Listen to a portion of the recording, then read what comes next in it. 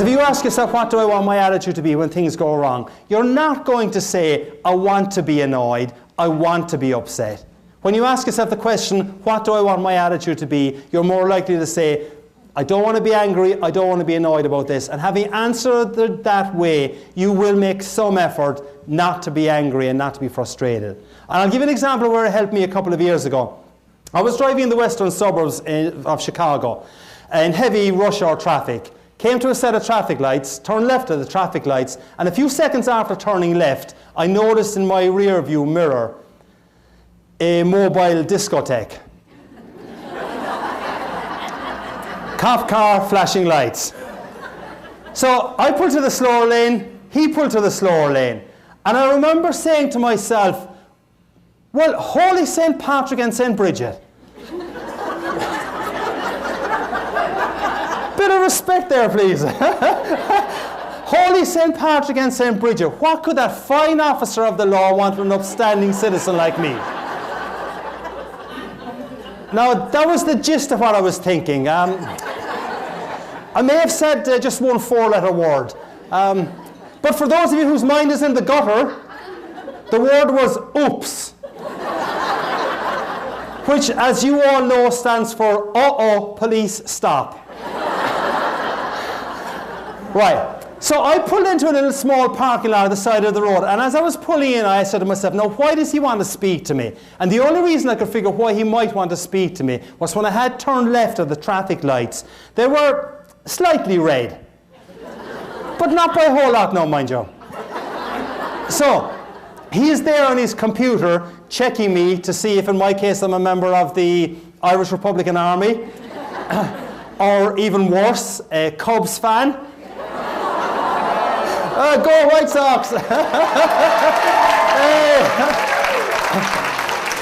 I have to tell you, depending on who I'm speaking to, I obviously try and put in a kind of an answer to that gets a reaction. But when I was speaking up near the Green Bay area a couple of years ago, I made the comment that the cop was checking to see if I was a member of the Irish Republican Army, or worse, a Packers fan. I didn't think I would get out of that room alive. So he was there checking my computer to see what my record was like. And I asked myself the question that I said you should ask when things go wrong. So I asked myself the question, what do I want my attitude to be?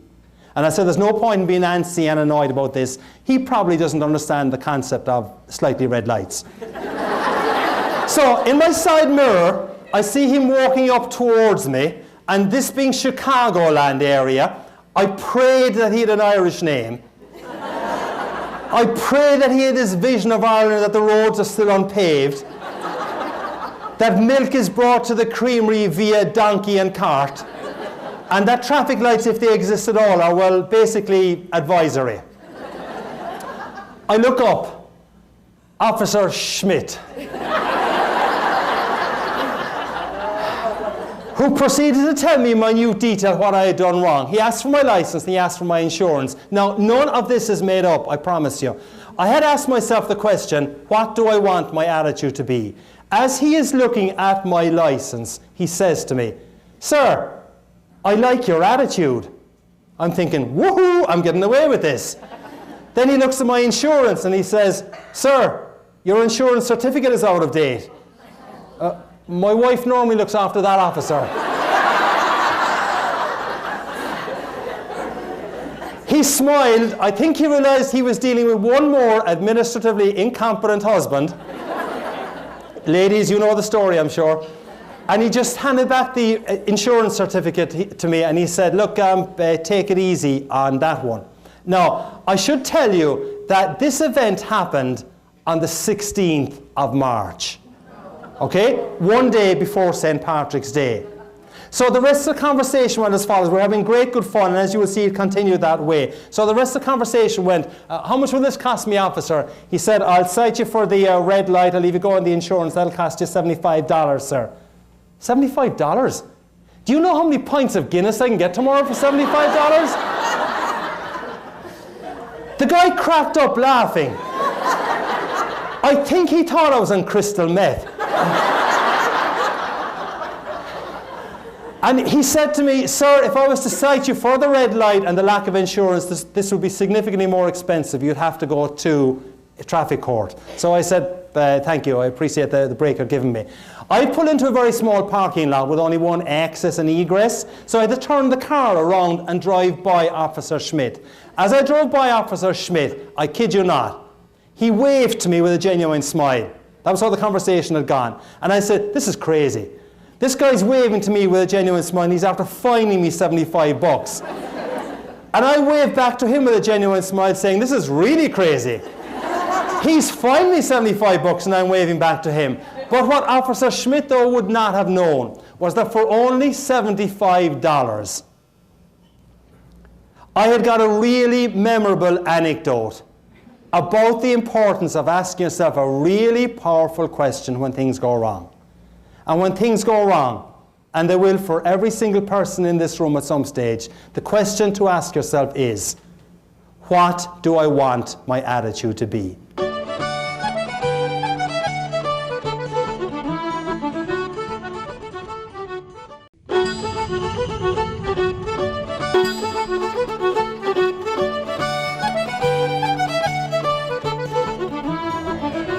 All of you are here today because you've done fantastic work for Edward Hospital over the years. And I think what each of you should do is give yourself a giant round of applause for what you have done.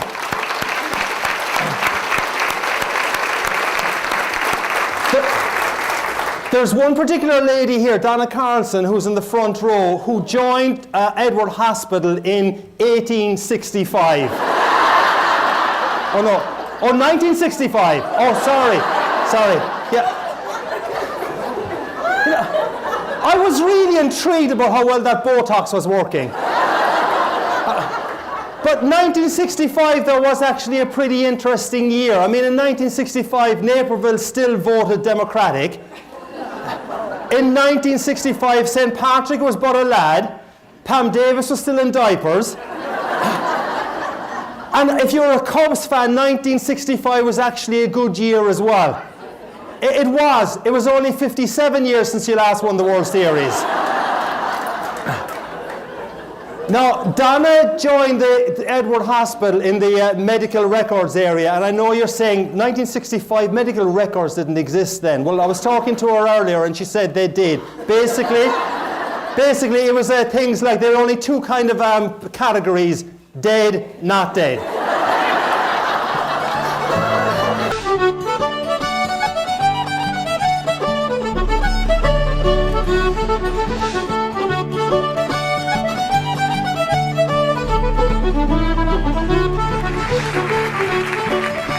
Back to the core reason why I asked you to take out your business card. You're working in a business where you've got good products, your competitors have got good products, but ultimately it may well come down to the relationship you've got with your customers. So what I would like you to do is to write down on the back of this business card, and then I'm going to ask you to take the business card and put it in with your driving license or with your credit cards. I would like you to write down the 3 words, I'm not going to ask you what they are. I would like you to write down the 3 words you would like your customers to say about you after you have left the meeting with them. Write down the 3 words you want your customers to say about you after you have left the meeting with them. I'll give you a minute to do it. But basically what you have written down there on that business card is your brand promise. Now, a brand promise does not mean that that is what the customer sees as your brand. But if you can actually live those 3 words, you have a much better chance than of the customer actually seeing that this is your brand. And they will say those things about you. I'm asking you to put the business card back in with your driving license or with your credit cards, is that when you go to the gas station tomorrow or go to the airport, you got to take out your driving license for ID, you will see those 3 words. You will say, hey, would Bill, Nancy, Jerry, Francis use any of those 3 words to describe me after they met me at the HMMC conference? Or when you go to your clients next week, will they say those 3 words about me? Now, the power of this, if you really believe that those 3 words are important, right? The next time you are making a major sales pitch, take out that business card and ask yourself, all right, what do I want them to say about me after I finish the meeting? I want them to say that we're proactive, very good on follow-up, innovative, easy to work with, whatever words you want to use, right? Now, if you have that clear vision as to what you want them to say after you've left the meeting, and if you believe that if they say that, you've been successful, I think what you can now do is you can actually figure out, how do I craft my presentation to get them to say those words? Now, I'm not suggesting you be manipulative, but I mean, you know, you can phrase your conversation and your sales presentations, obviously, to get the business. So, I mean, it's not just going into, my objective is not just to go into get a $4 million piece of business. My objective is right now, because decisions are not yet being taken, my objective right now is to get them to know that we're reliable, innovative, easy to work with, etc. If you go in with that clear goal, you'll have framed your thinking about it, and when you frame your thinking about that, you have a real chance of making it happen. And if you make it happen, you have a clear goal and a clear vision as to what success will look like. Another example of an organization that was energized by clear goal and clear vision is McDonald's. The thing about the clear goal and vision is, saying you want hot, fresh food and clean restrooms is not very dramatic, but it is compelling and it is clear. And I think when you're developing your vision, it doesn't have to be dramatic, it doesn't have to be different from your competition, but if you actually make it compelling and you make it clear, you have a much better chance of making it happen. So clear that can make a difference to you, though, is whether or not you implement what I call restroom marketing. And you're kind of saying, what is he talking about now? Restroom marketing. Restroom marketing comes from that little anecdote I told you about McDonald's. And Cantaloupe said that people were boycotting McDonald's because they weren't providing fresh hot food and clean restrooms. And basically what he realized is that there are certain things that if you don't get right, people will boycott your business. And one of the basic ways that people lose business is because you don't get basic things right or simple things right, and your customers get tired of you and they'll move to someone else. It isn't because you don't have a good product, it's because something went wrong. And one of the simple little questions you could ask yourself in terms of restroom marketing is to ask yourself, I would define restroom marketing as non-negotiables, all right? So for McDonald's, it had to be clean restrooms, right? It had to be hot, fresh food. And once they started moving away from that, they started to lose business again. For you, the non-negotiables are things that if you don't get right, your customers will walk. And a very good exercise for you to do with your colleagues would be to ask yourself, what are our non-negotiables? What are the things that if we don't get right, we lose customers? And these are non-negotiables that don't necessarily just apply to the C-suite, to the executive office, but they apply to every part of the business. How many people here are fans of Eli's cheesecake? A few people here, right? Famous Chicago cheesecake operation. I was listening to the CEO of Eli's Cheesecake a couple of days ago at a conference, and he said the most important person in the restaurant is the busboy. And what you've got to understand is, who are the people, the equivalent of the people serving your table for your customers? And you've got to make sure that they understand what the non-negotiables are. And if they understand what the non-negotiables are, if they implement them, you're going to satisfy your customers, they're going to say good things about you, you're going to grow your business. A simple concept, but not something that people necessarily pay a lot of attention to. So that's the first element I want to speak to you about. G is for goals.